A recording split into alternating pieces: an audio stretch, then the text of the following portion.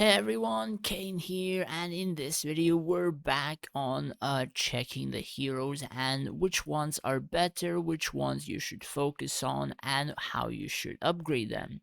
So in this particular video we're gonna touch on one of the generals called Elena, which is also probably one of the main heroes on literally any field. Like there is no field without her, basically. And that pretty much comes down to her ultimate ability called Magic Resistance. Whenever you field her or whenever she's on the battlefield, the magic damage taken by all friendly units is reduced by 55%. Now, in majority of the fights, literally the mages do the most damage unless you're like very, very late or very, very endgame.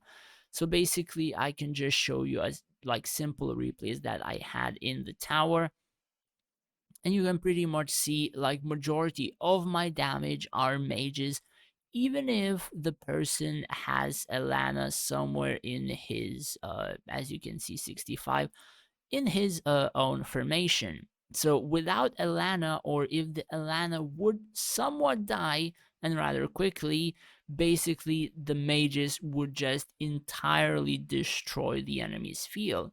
So that also comes down to the equipment and the placement of the hero in particular.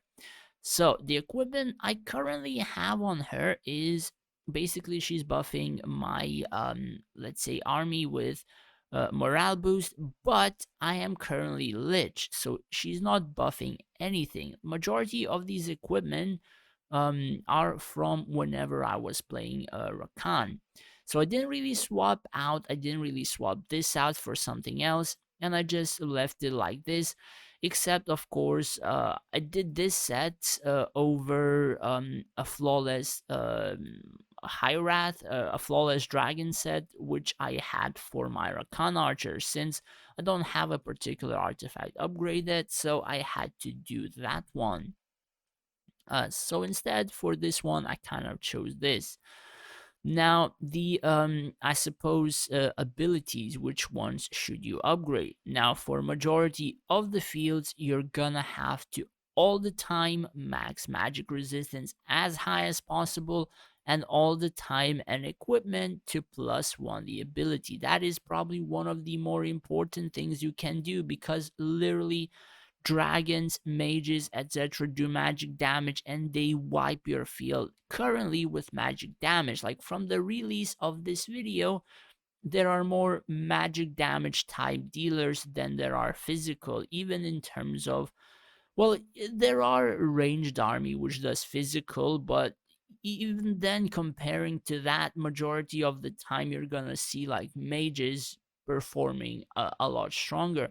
Maybe very end game, very late game, there are some Sizos, there are some Basrics, there are some Noras and stuff like that appearing very high up there, but considering majority of the people are not really like high up in 16, 17, 18 millions and whatever, you're not gonna see those physical DPS very, very high up there.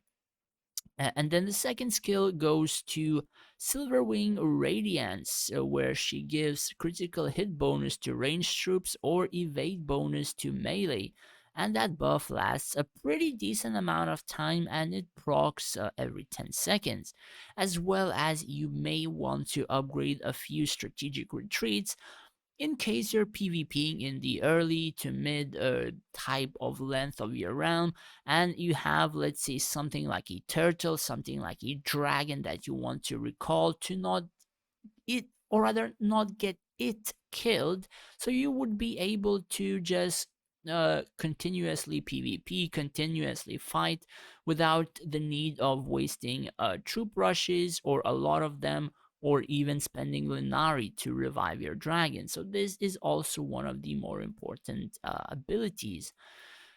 Now, the equipment again. This shouldn't be a setup for, let's say, a lich formation. The weapon, I suppose, could be a bit different. The general set, I suppose it's still okay. depending where you place the hero, depending what you're doing with it. For Trinkets, I kind of want this hero to slightly have more chances to survive, and there are, rather, I place her close to my mages, so even some Rufios jumping on the Elena, on the mages, the Rufios can get deleted, debuffed, and stuff like that, and they don't do enough damage to actually kill the Elena. And this kind of sort of maybe helps her out. I'm not entirely sure, but some of the times the Rufios jump and do no damage to Elena, and then the spin does no damage. So maybe this helps out a little bit the first few seconds. Who knows? And then I have the Sacred Wings buffing quite a few of the heroes as well, wherever I have placed her. Now, that is where the tricky part comes in here. So, uh, because I am Lich, I need my Gazelle to survive a bit longer. So I have the, one moment, I have the Solantris on Gazelle. Now, whenever I'm playing something like Rakan, right? If this hero happens to die, the mages literally eat my blade masters alive. Like, literally, they just start falling like flies. The same for if I don't activate my turtles. So if you're playing probably many other races, maybe not most, this hero kind of has to survive. So you may want to think about equipping a more defensive artifact to at least have a bit more chances for her to survive.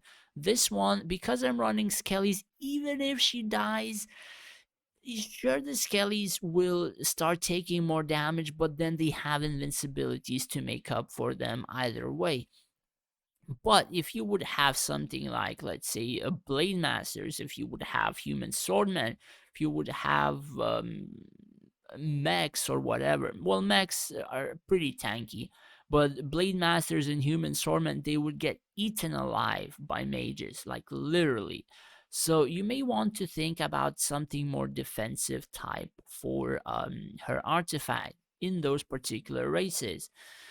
Now, for a prism, depends what kind of defensive artifact you have. So, for example, if you don't have a really, really defensive artifact on her, the prism shouldn't be incredibly important on her, for the point that if people would focus her, or they probably will be focusing her, that you wouldn't lose incredible amounts of buffs from your field.